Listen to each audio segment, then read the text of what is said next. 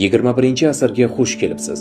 Telefonlar simsiz, avtomobillar kalitsiz, odamlar jinsiz, ota-onalik qadrsiz, yoshlar ishsiz, rahbarlar uyatsiz, ta'lim umidsiz, munosabatlar hurmatsiz, bolalar intizomsiz, chaqaloqlar otasiz o'sadi. Nikohlar ma'nosiz, kechalar uxlamas, his-tuyg'ular yuraksiz, do'stlik mantiqsiz, sevgi ishonchsiz va xulq cheksiz. Haqiqatdan ham so'z topolmayapman. Hammasi bo'sh va ma'nosiz tuyuladi. Ammo ichimda bir joyda hali umidning chirog'i yonib turibdi. Bir kun kelib bularning barchasini